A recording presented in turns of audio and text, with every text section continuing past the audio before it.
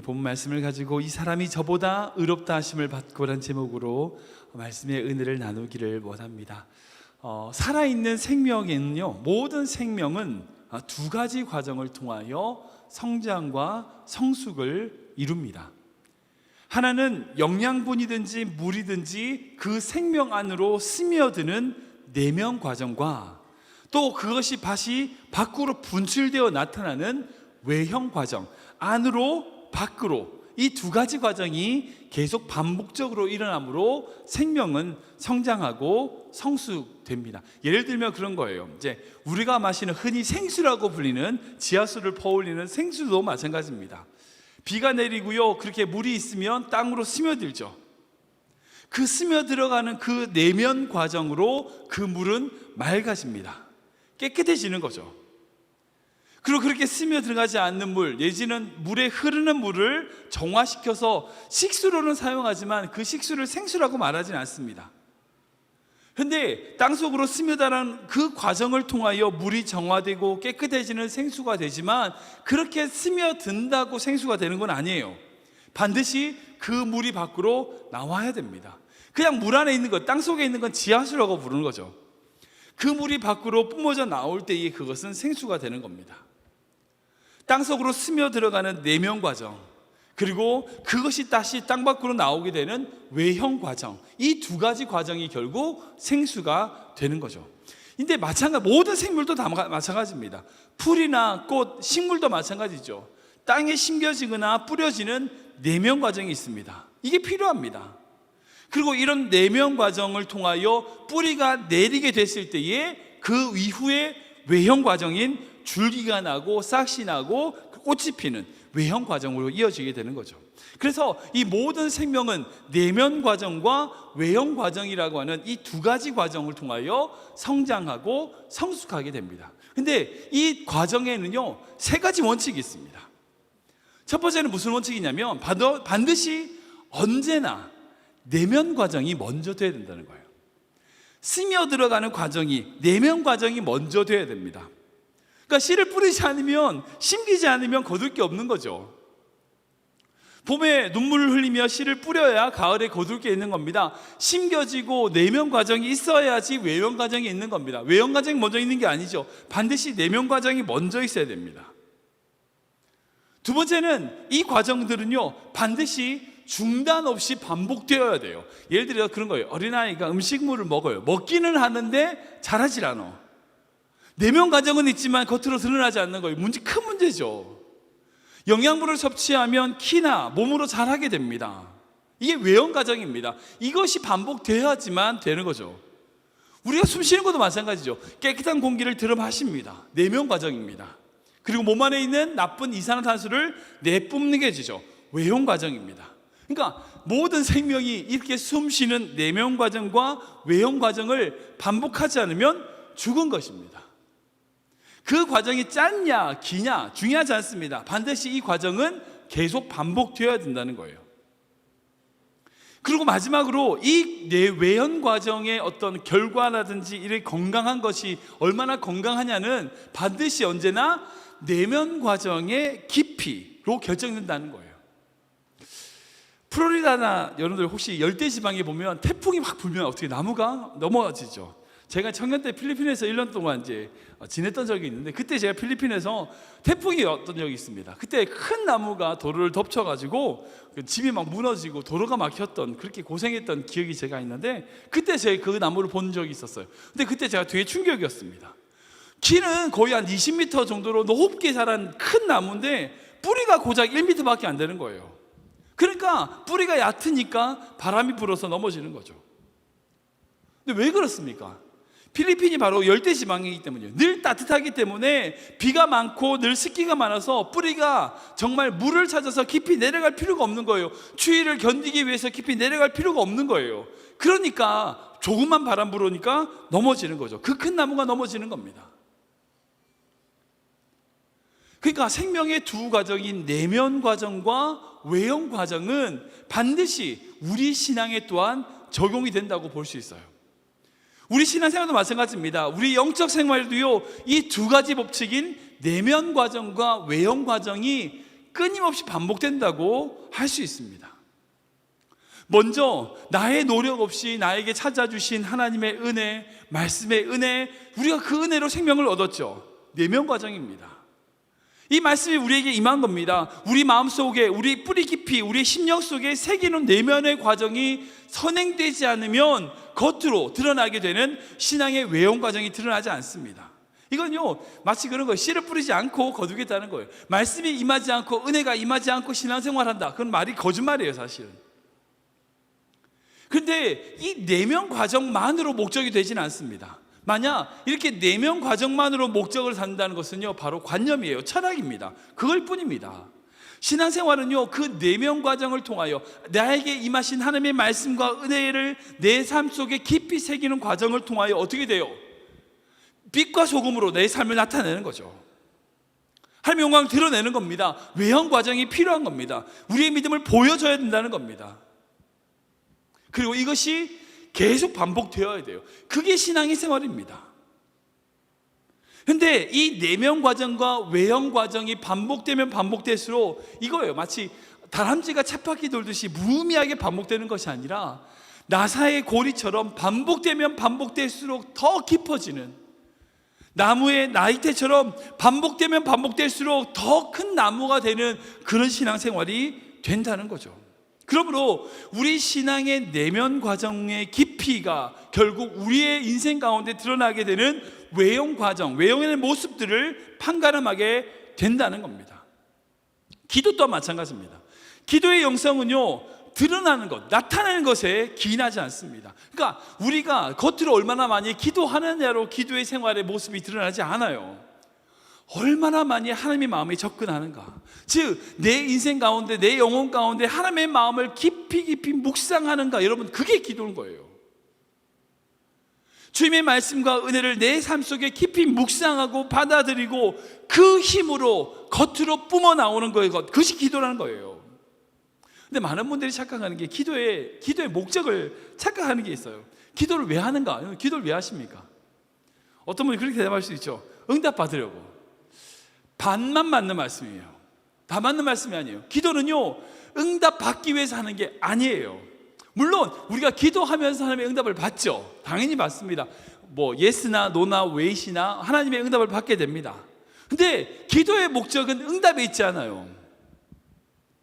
기도는 당연히 우리가 하나님께 드림으로 그 인격적인 대상인 하나님을 통하여 우리가 응답을 받는 것이 당연하지만, 기도의 정확한 핵심, 기도의 목적은 하나님의 응답이 아니라 그분과의 동행에 있습니다. 그분과 함께하는 것이에요. 그러니까 많은 분들이 착각하는 게 기도를 함으로써 내가 얼마나 많이 응답을 받았는가로 기도의 승부를 가는 게 틀린 거죠. 기도는요, 내가 응답 받기 위해서 하는 게 아니라 주님과 함께하기 위해서 하는 거예요. 주님의 사랑을 더 깊이 묵상하기 위해서 하는 겁니다. 그런 기도가 우리로 하여금 더 놀라운 기도로 이끌고 가기는, 더 놀라운 은혜 가운데 이끌고 가기에는 도구가 되는 거죠.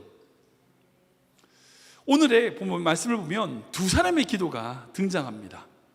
지난주에 나눠드렸던 누가복음 18장의 내용을 보면 전체적으로 세 단락으로 구분할 수 있어요. 그러니까 1절부터 8절까지는 낙심하지 않고 기도해야 된다, 기도하지 않아야 되는 이유에 대하여 불의한 재판관을 비유로 말씀을 하십니다.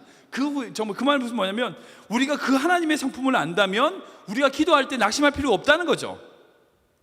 그리고 그 이후에 오늘 읽었던 9절부터 14절까지는 우리가 드려야 될 기도의 자세가 뭐냐는 것을 말하고 있고, 그 이후에 등장하는 15절부터 17절까지는요 어린아이를 예를 드시면서 기도받을 자격이 있는 자가 어떤 모습인지, 어떤 자가 천국에 합당한 자인지를 예수님이 말씀하시는, 그렇게 세 가지 단락으로 이루어져 있습니다. 그 중에 중간에 이 기도의 자세가 무엇인지, 어떻게 기도를 드려야 될지에 대하여 우리에게 말씀하시는 거죠. 앞에는 기도할 낙심하지 말고 기도해야 될 것에 대해서 이야기하고, 세 번째는 기도의 자격에 대해서 한다면, 그러면 우리가 이 모든 것을 가지고 있다면 어떻게 기도해야 될 건가는 거죠. 오늘 본문 말씀 보면요, 두 사람이 기도하러 성전에 올라가는 것으로 그 이야기가 시작됩니다. 사실 기도하러 성전에 올라가는 것 그 자체만으로 귀합니다. 정말 귀하죠. 얼마나 귀합니까? 기도하러 갔다는데, 자기 시간을 내가지고 기도하러 갔다는데 이것만으로도 칭찬받을 만하죠. 근데 한 명은 그렇게 기도하면서 칭찬을 받았고, 또 다른 한 명은 그 칭찬에서 배제되는 모습을 우린 성경 속에서 볼 수 있어요. 여러분들, 신앙생활도 마찬가지 같죠? 아무리 열심히 최선을 다해서 성전을 오고 봉사도 하고 뭐도 하고, 예, 좋습니다. 정말 귀하죠. 예, 정말 귀한 거예요. 그런데 그렇게 귀하게 해놓고 주님의 칭찬을 받는 자가 있는가 하면 주님의 칭찬에서 배제되는 사람이 있을 수 있다는 거예요. 열심히 하지만, 주님을 위하여 열심히 최선을 다했지만 그 한 것이 중요한 게 아니라 그 한 것에 대하여 주님이 칭찬하시느냐 하시지 않느냐로 볼 수 있다는 거예요. 그렇다면 우리가 여기서 우리가 주님께 인정받고 칭찬받기 위한 기도의 자세가 무엇인지를 잘 보아야 됩니다. 우리가 가져야 될 신앙의 모습이 무엇인지를 한번 살펴야 된다는 거죠. 우리가 다 알다시피 올라가는 사람은 바로 바리새인과 세리입니다. 그곳에서 바리새인이 어떻게 기도합니까? 우리 이렇게 기도하거든요. 11절 12절 같이 읽겠습니다. 시작.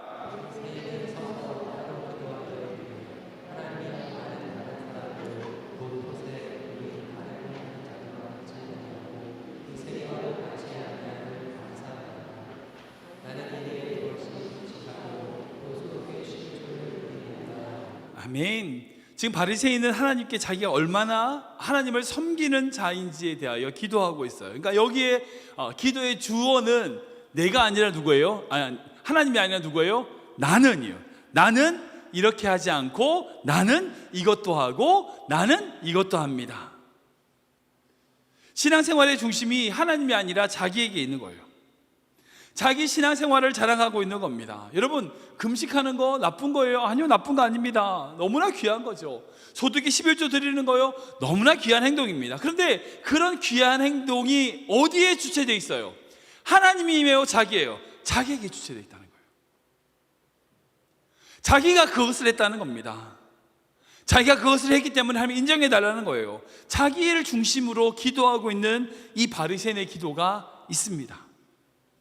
근데 그에 반해 세리는 어떻게 기도하고 있어요? 자기가 얼마나 죄인지를 깨닫고 하나님께 자신의 죄를 간구하고 있습니다. 우리 13절 말씀 볼까요? 같이 읽겠습니다. 시작.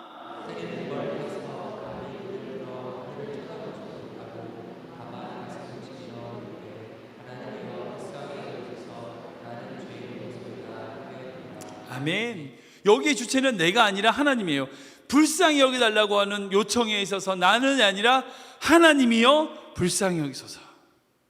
하나님께 자기의 것을 초점 맞추고 있는 것을 볼 수 있습니다. 자기는 아무것도 한 것이 없이 하나님 앞에 무릎 꿇고 자복하는 모습을 보이고 있는 거예요. 하나님께 자랑할 것이 없으니까 얼굴도 두지 못하고요, 가슴을 치면서 이렇게 기도하고 있습니다. 이 두 사람의 기도에 대하여 예수님의 평가가 그 뒤에 등장하죠. 한 번 더 14절 말씀 읽어볼까요? 같이 읽겠습니다. 시작.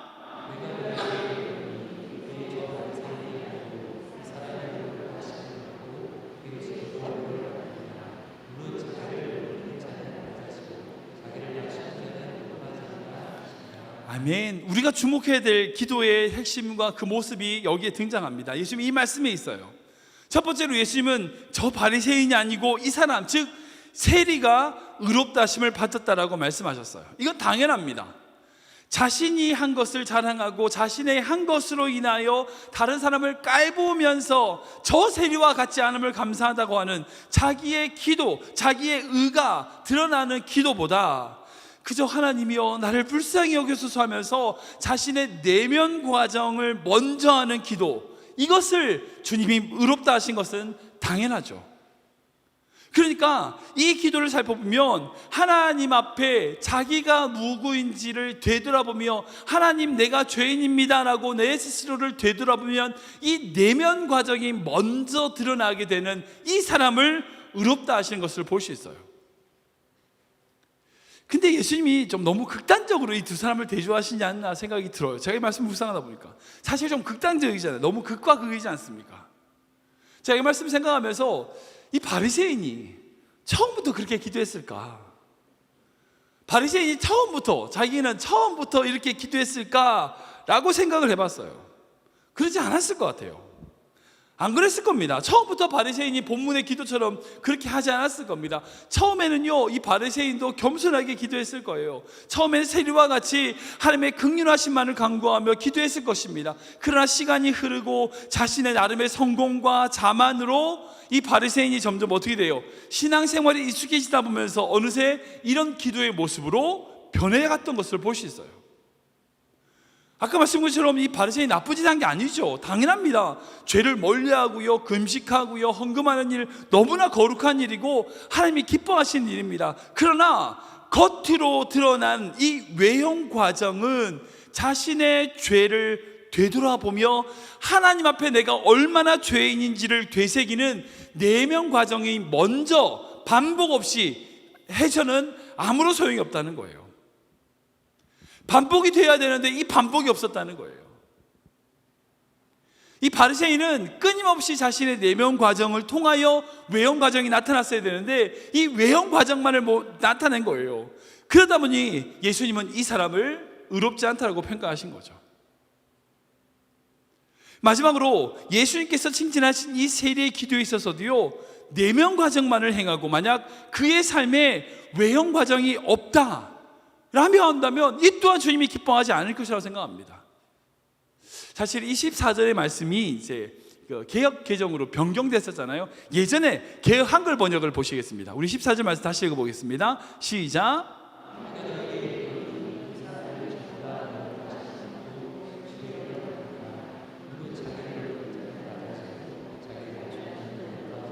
아멘. 개역 한글 번역을 보면 이 두 사람의 기도를 정확하게 선과 악으로 구분하지는 않습니다. 근데 개역 개정으로 변경하면서 이제 바리새인은 악한 자, 세리는 좋은 자로 표현되어 있는데 이전 버전에는요, 이 본문이 이분법적으로 한쪽만 옳다라고 기록되어 있지 않아요. 비교급으로 되어 있습니다. 그러니까 세리가 바리새인보다 의롭다. 비교급이에요. 비교급이 뭐예요? 비교하면 더 거룩하다는 거죠. 그러니까 예를 들어서 A 사과와 B 사과가 있는데 A가 B보다 크다라고 하면 둘 다 사과예요, 사과가 아니에요? 둘 다 사과예요. 사과긴 사과인데 A가 더 크다는 거죠. 이 기도도 마찬가지입니다. 바리새인의 기도도 또한 의롭지만 이 세리가 드렸던 기도가 더 의롭다는 거죠. 즉 이 말씀 뭐예요? 아까 처음 말씀드린 것처럼 내면 과정이 선행되지 않았던 바리새인의 기도보다 자신의 내면 과정을 되살아켜 보면서 그 내면 과정을 먼저 기도했던 세리의 기도가 더 의롭다라고 하신 말씀이에요. 근데 만약 생각해 보세요. 만약 이 세리가 예수님에게 이 칭찬에 재미를 붙여가지고 세상 속에서는 계속 세리짓을 하면서 가난한 사람들 착취하고요, 나쁜 짓도 하고요, 그런 너무나 더러운 짓을 하다가 다시 성전에 올라와서 주여 저는 죄인입니다 라고 했다면 예수님이 뭐라고 하셨을까요? 자기의 알량한 어떤 그런 힘 가지고 착한 사람들 등쳐먹다가 6일 동안 나쁜 짓 하다가 주일날 찾아와서 주여 죽여주시옵소서 저는 죄인입니다. 여러분들 그 기도를 주님이 받으실까요? 주님께서 빛과 소금이 되려 하신 그 선량한 외형화되는 과정을 없이 자신의 내면화 과정만에 갇혀가지고 죄를 계속해서 지으면서 하나님 나는 죄인입니다라고 말을만 했다면 주님이 그 세리를 더 꾸지람 하셨을 거예요. 그러기에 우리에겐요, 이 기도 속에서 세리의 내면 과정과 바리새인의 외형 과정, 이 두 가지 모두가 필요하다는 것을 제가 말씀드리고 싶은 거예요. 사랑하는 여러분, 신앙생활이 뭘까요? 믿음이 뭘까요? 6일 동안 세상에 있다가 주일 한번 딱 교회 나오는 거, 여러분 그게 신앙생활입니까? 그래서 흔히들 신앙생활 하십니까? 교회 출석하냐고 묻는 것처럼 얘기하잖아요. 자, 여러분들 그게 신앙생활 아니에요. 신앙생활이 뭔지 아십니까? 말씀의 내면화 과정이 있는 자입니다. 말씀이 우리 삶에 영향을 주는 거예요. 우리 삶을 돌아보는 거예요. 그뿐 아니라 그 말씀으로 말미암아 내가 하나님의 말씀을 통하여 외형적으로 하나님의 영광을 나타내고 그 영광을 보여주는 자입니다. 그것이 신앙생활입니다. 오늘 이 비유를 통해서 주님이 우리에게 이 믿음의 내면 과정과 외형 과정 모두가 함께 있어야 된다는 것을 말씀하고 싶은 거예요. 성경의 사람들을 보십시오. 끝없는 이 내면 과정과 외형 과정을 통하여 거듭거듭하며 성경에서 많은 사람들이 성숙되었습니다. 모세를 보세요. 광야에서 모세도 그랬죠. 광야의 신앙, 그 40년 동안의 미디안 광야에서의 그런 내면 과정이 있었기 때문에, 그래서 그 모세가 애굽에 가서 그 바로 앞에서 이스라엘 백성을 구원할 수 있었습니다. 로뎀나무 안에서 자신의 죄와 연약함으로 하나님 앞에 눈물 흘리는 엘리야가 있었기 때문에 바알과 아세라 선지자들 앞에서 담대히 주님의 역사를 이루는 엘리야가 될 수 있었다는 거예요. 사도 바울이 그 예수님의 부르심 앞에 다메섹 광야에서 쓰러지고 난 이후에 바로 복음을 전했지만, 이후에 성경의 역사를 보면 아라비아 광야에 가서 약 3년 동안을 식음을 전폐하며 말씀에 묵상하는 시간을 가졌어요. 그리고 그 시간이 나타난 이후에 사도로서 복음을 증거하는 자의 삶을 사는 것을 볼 수 있습니다. 즉 성경의 모든 인물들은요, 이 내면 과정을 통하여 자신의 모습들을 발견하고 그것이 하나님의 영광을 드러내는 외형 과정이 있었다는 것을 볼 수 있어요. 여러분의 인생 가운데 어떤 모습이 있습니까? 지금 여러분들의 인생에는 어떤 과정으로 있습니까? 여러분들 하나님이 주시는 그 말씀으로 여러분들의 안에 들어오는 내면 과정을 발견하셔야 돼요. 그 은혜를 되새기셔야 돼요. 그리고 그 은혜를 되새긴 은혜를 다른 모든 사람들에게 나타낼 수 있어야 된다는 거예요. 그러기에 오늘 말씀의 핵심은 뭐냐? 바로 그렇게 신앙의 내면 과정을 시키는 방법이 바로 기도라는 거예요. 그리고 그 내면 과정을 통하여 자신의 외형 과정으로 이어주는 방법이 뭔지 아세요? 바로 기도예요. 그래서 주님께서는 이 앞에 있는 본문에서 이렇게 마지막으로 말씀하십니다. 8절 말씀 읽겠습니다. 시작.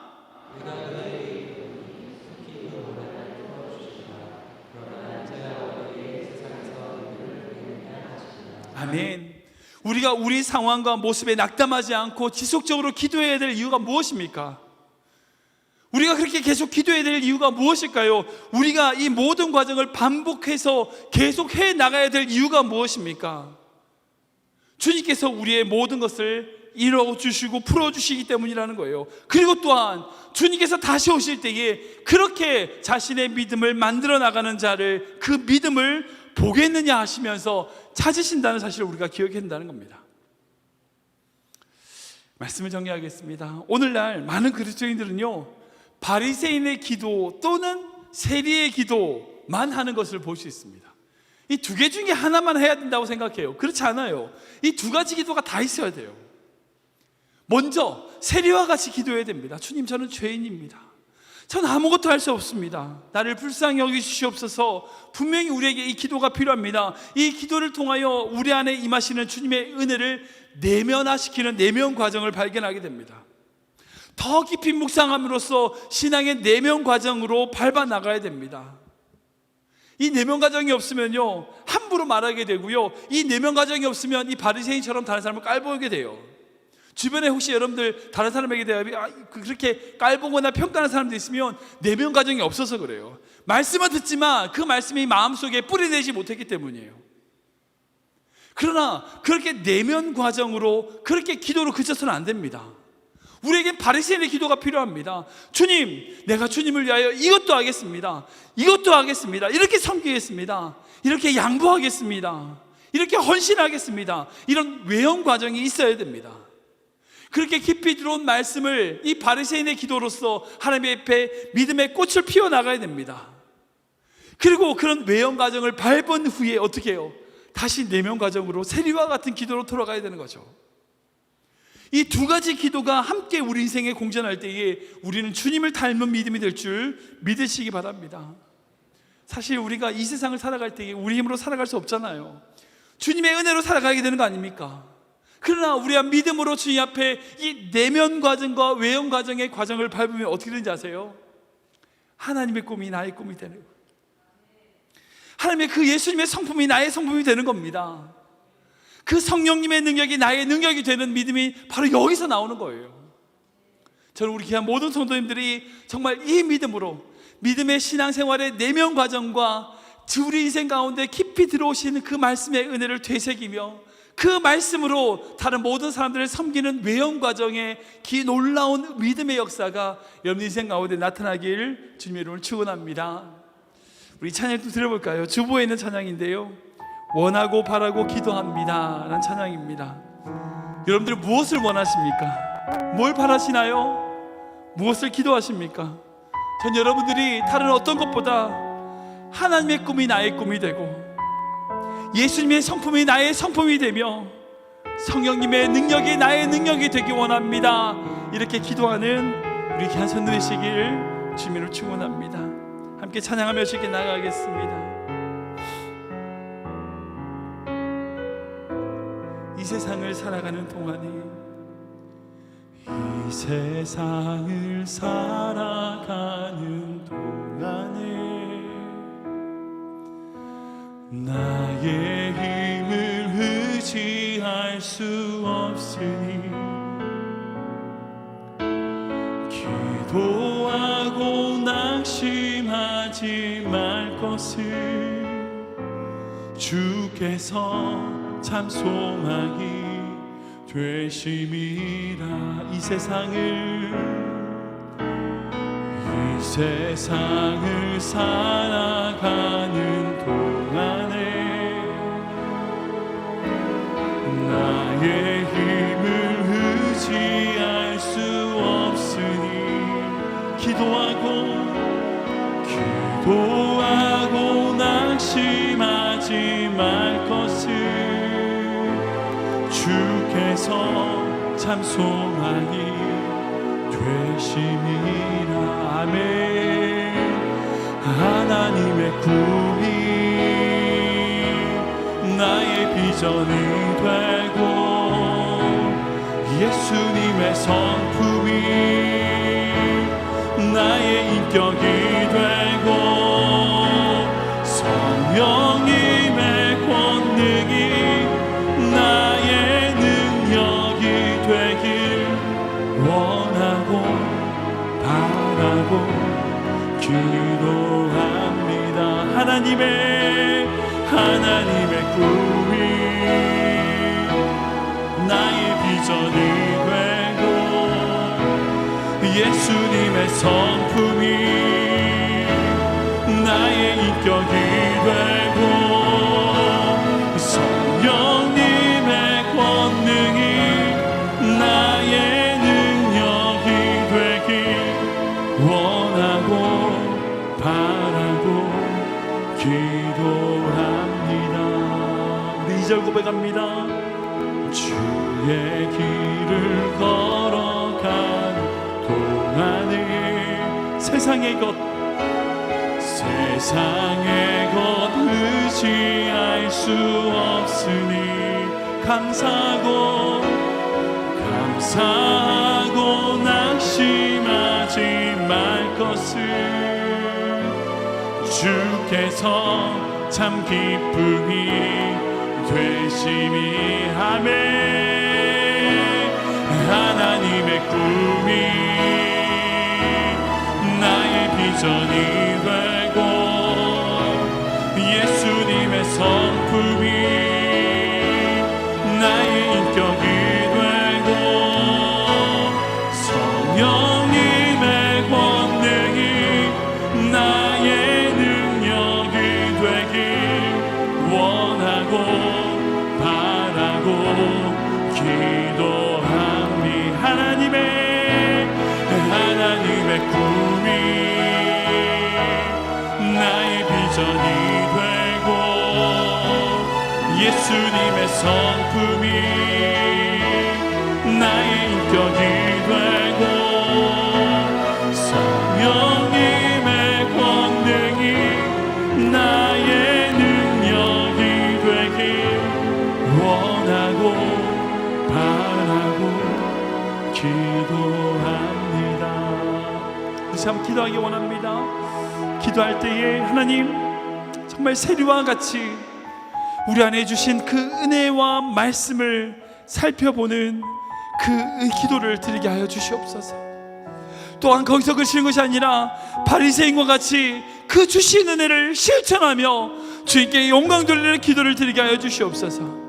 정말 이 과정을 통하여 주님이 찾으시는 주님의 성품, 그 성품을 닮아가는 믿음 되게 하여 주시옵소서. 함께 기도하며 나가도록 하겠습니다.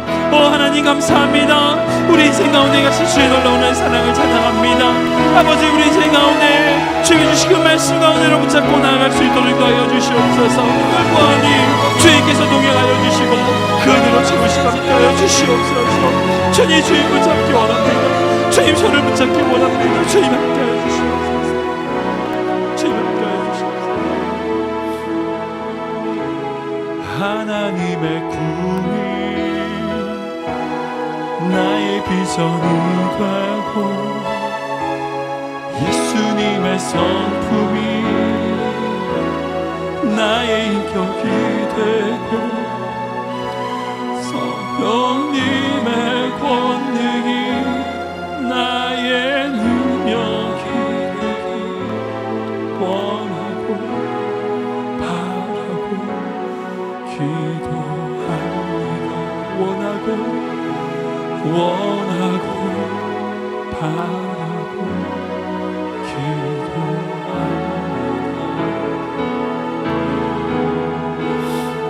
사랑의 주님, 오늘 이 말씀을 통하여 우리가 진정 원하고 바라고 기도해야 될 것이 무엇인지 알게 하시니 감사합니다. 우리에게 허락하신 그 은혜와 말씀을 우리 영혼 깊이 뿌리내리는 내면 과정의 기도를 드리는 성도들 되게 하여 주시옵소서. 또한 그렇게 뿌리내림으로 주님이 기뻐하시는 열매를 맺는 성도들 되게 하여 주시옵소서. 그렇게 행한 후에 우리의 행함이나 우리의 능력을 자랑하는 인생이 아니라 주님이 하셨습니다, 주님께서 이루신 것입니다 라고 주님을 높여드리는 그런 성도들 되게 하여 주시옵소서.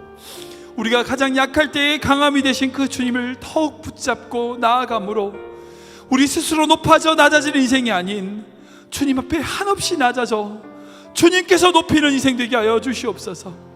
특별히 우리 교회가 그런 교회 되게 하시고 말씀으로 은혜로 더욱 뿌리 깊이 내리는 교회 되게 하여 주시옵소서. 그것에 그치는 것이 아니라 깊이 뿌리 내린 나무로서 주님이 원하시는 귀한 열매를 맺어가는 교회 되게 하여 주시옵소서. 우리 귀한 성도들의 가정에 또한 그런 가정 되게 하시고 우리 귀한 자녀들이 또한 그런 믿음의 자녀들 되게 하여 주시옵소서. 감사하며 예수님의 이름으로 기도하옵나이다.